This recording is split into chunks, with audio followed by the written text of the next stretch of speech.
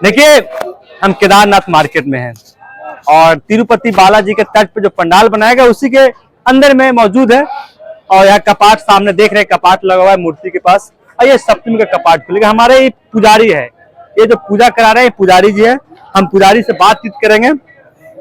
सबसे पहले तो सर आपको बहुत बहुत स्वागत है, क्योंकि आप क्या सर इस जो पूजा आप करा रहे हैं, इतना बड़ा आपके कार्यक्रम केदारनाथ मार्केट में, इस कार्यक्रम को आप कैसे देख रहे हैं?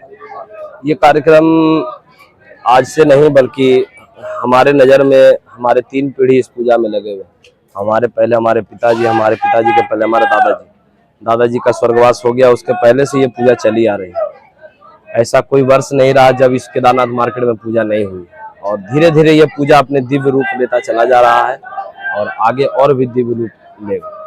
जो तिरुपति बालाजी के तट पर जो पंडाल बनाया गया और जो हम मूर्ति विराजमान किया गया जी, जो आंध्र प्रदेश लोग जाते हैं उसके बारे में 2 शब्द क्या कहिएगा, जो आप गया में विराजमान कर दिए कुछ दिन के लिए? भारत जो हमारा देश है, ये अनेक ऐसे दिव्य मंदिर, मठ और अनेक ऐसे दिव्य जगह हैं जहाँ पे भारत को भी पता नहीं है कि लोग वहां पर जा पाते हैं। संभव नहीं हो पाता, इतना खर्च होता है।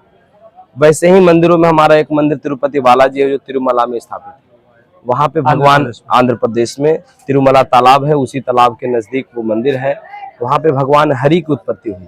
वो मूर्ति का निर्माण किसी के द्वारा कराया नहीं गया। वो मूर्ति जहाँ पे भगवान विष्णु है, वो मूर्ति की श्वास जो है अंदर, आप जब मूर्ति के साथ प्रवेश करेंगे, मूर्ति के साथ आप स्पर्श करेंगे, सुनेंगे तो आपको समुद्र की आवाज सुनाई देगी। मगर आंध्र प्रदेश में वहां पर मंदिर से किलोमीटर तक दूर तक कोई समुद्र नहीं है और भगवान के प्रतिमा के अंदर से समुद्र की आवाज आती है। अगर कान लगा के अगर भगवान को सुना जाए जी, तो समुद्र की आवाज सुनाती, पर किलोमीटर तक कोई समुद्र दूर दूर तक नहीं है।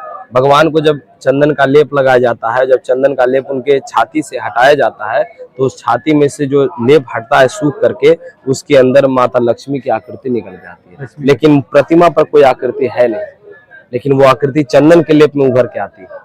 तो जो है दुनिया का, देश का नंबर 1 भीड़ लगने में सबसे ज्यादा तिरुपति लोग जाते हैं। एक विश्व का सबसे, जिसको धनी मंदिर भी लोग कह सकते हैं, वो सबसे ज्यादा आर्थिक रूप से दान वहां पर सबसे ज्यादा होता है। भगवान के जो केस है, वहां प्रतिमा में जो केस है वो रेशमी केस है और ऐसा लोग नासा भी उस पर हैरान है कि वो केस जो है वो ओरिजिनल है। हाँ, और आज तक वो उलझते नहीं। रेशमी बाल है भगवान के और ओरिजिनल बाल है, प्रतिमा के अंदर से निकले हुए और रेशमी है। आज तक इतना स्नान ध्यान पूजा होता है मगर वो जो बाल है उनके भगवान के, वो कभी उलझते नहीं। जो भी सनातन से प्रेम रखते हैं जी, जो भी नवरात्रा दुर्गा पूजा में प्रेम रखते हैं, उनके बारे में आप क्या कहिएगा? सनातन के बारे में क्या कहिएगा? सनातन तो अब अपने अदम्य रूप को दिखा रहा है, कलयुग अपना भी रूप दिखा रहा है। इस समय जो सबसे ऊपर है उसकी सबसे पहले पूजा होती है और इस धरती पर अभी सबसे ऊपर है महामाई। माँ से बढ़कर कोई नहीं है इस संसार में। और इस वर्ष जो नवरात्रा आप देख रहे हैं जो चल रहा है, ये बहुत ही अद्भुत है और अविस्मरणीय होगा, क्योंकि नवरात्रि में माता का आगमन और गमन पर चर्चा होती है। आगमन माता का इस बार डोली पर हो रहा है और गमन माता का मुर्गा पर हो रहा है। ये दोनों ही विनाशकारी है। इसका फल आने वाले वर्षों में पूरे संसार को मिलेगा। लेकिन जो माता के भक्त हैं वो श्रद्धा पूर्वक माता का पूजन करें तो उस फल से बचा जा सकता है, क्योंकि आने वाला वर्ष फिर से महामारी लेकर के आएगा, ये तय। कहीं न कहीं महामारी लेकर जी, महामारी भी होगा, युद्ध भी होंगे। ये आने वाला जो वर्ष होगा वो लेकर के आएगा। लेकिन सारे जनता जो है, जो भी देश के जो सनातन धर्मावलंबी है, उनसे यही विनती है कि इस नवरात्र अपने अधिष्ठात्र, अपने कुल देवी, अपने माता दुर्गा देवी को जितना हो सके तन मन धन से माता की अपने शरीर को लगा दे और इस वर्ष माँ की पूजा करें। चलिए सर, एक चर्चा का विषय बन रहा है जी, आप सुने होंगे लड्डू को लेकर। लड्डू को तो अपने जगह पे वहाँ पे मंदिर के लोग लगे हुए रहे, हमको सुनने भी आया, हम देख करके भी आश्चर्य हुए।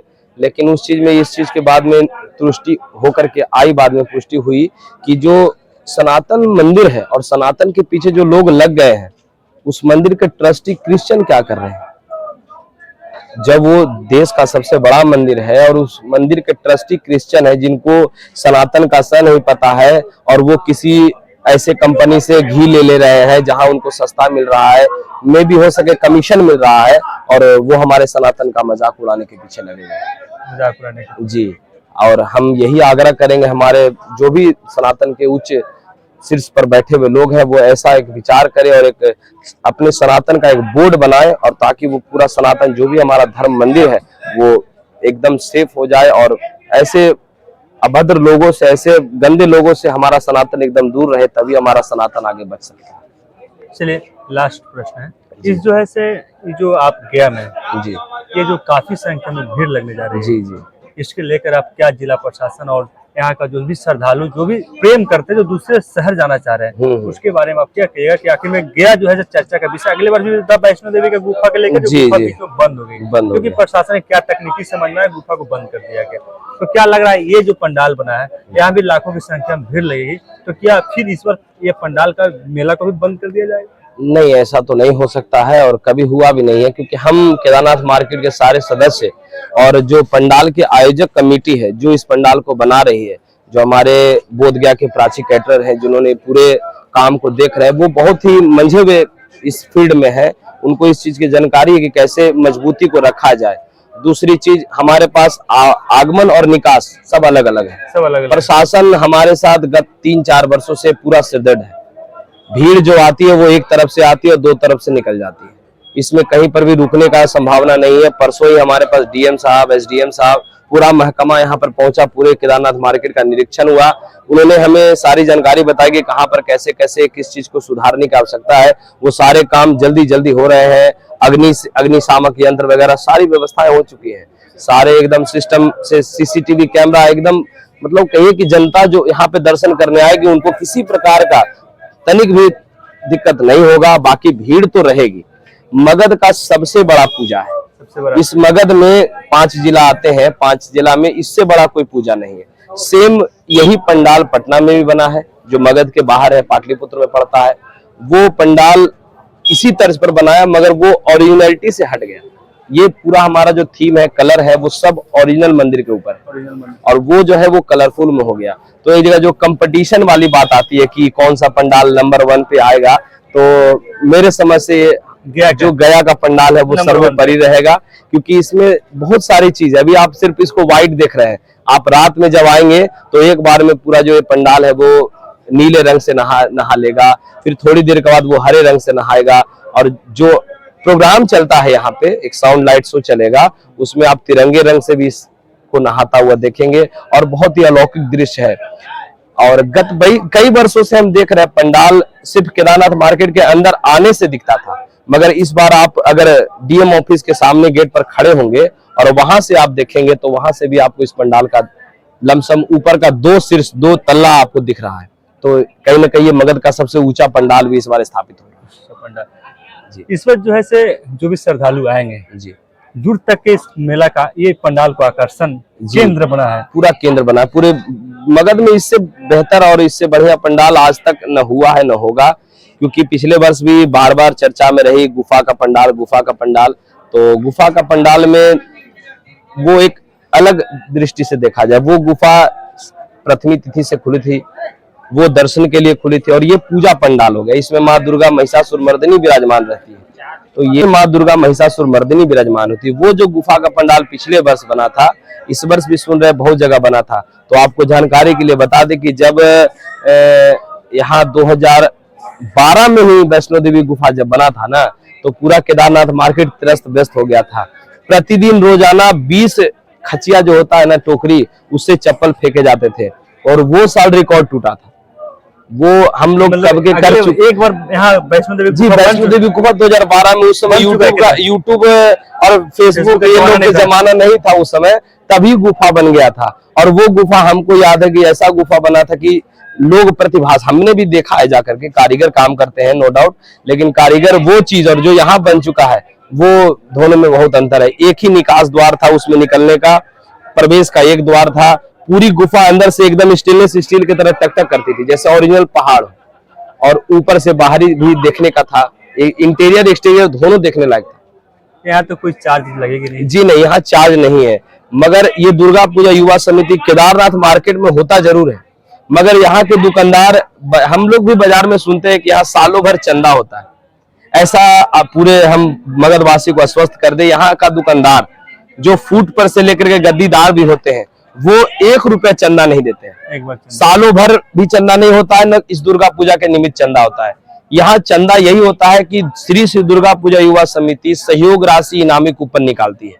उस इनामी कूपन के माध्यम से 6100 लोग इस वर्ष 1100 रुपए अपना सहयोग प्रदान करेंगे और उसी सहयोग से जो धन अर्जित होता है उसी से यह पंडाल भी बनता है और 101 व्यक्तियों में इनाम भी पहुंच जाता है, जिसमें इनाम में बहुत सारे इनाम है। 2 4 व्हीलर है, 15 मोटरसाइकिल है, AC, fridge, cooler, gold chain, gold की अंगूठी, बहुत सारे 101 इनाम है, वो लोगों को मिल जाएगा। तो इससे क्या होता है कि आज का जो समय सनातनी है ना, वो चंदा देने से भागता है।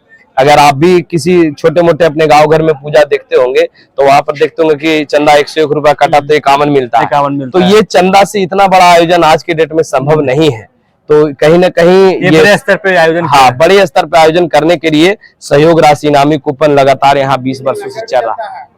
और यहाँ पे भोजन सप्तमी, अष्टमी, नवमी और दशमी, ये 4 दिन जो भोजन है वो दरिद्रों के लिए एकदम मुफ्त रहेगा।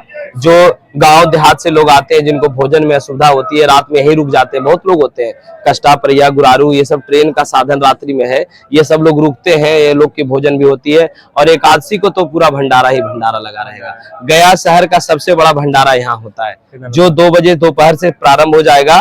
जब तक माता रानी की इच्छा होगी तब तक भंडारा चलेगा। जिस गोदाम में हम लोग केदारनाथ मार्केट के लोग हैं उसमें हम लोग केला सेव भर करके रखते हैं, उसमें हम लोग आटा चावल भर करके सब्जी रख रहे हैं, तेल आदि आना चालू हो गया है। और जो भी लोग सहयोग दे रहे हैं उनका सहयोग स्वीकार है, लोग भी पहुंचा रहे हैं, लोग बहुत लोग अपना वो सहयोग भंडारा यहाँ पर चलता रहेगा। देखिए सर, अंतिम सवाल है जी, जो युवा आज के पीढ़ी का जो सनातन से भटक रहे हैं, जो गलत आदतें धर रही है, उसके बारे में 2 शब्द क्या कहिएगा? सनातन सब भटक रहे हैं, सब भटक रहे हैं तो स्वाभाविक है और बराबर है। हम तो ऐसे ब्राह्मण के तहत यही समझाएंगे कि सनातन में कलयुग अब समापन की ओर चला जा रहा है, दूसरे चरण में प्रवेश करने वाला है और 2 चरण और बाकी है।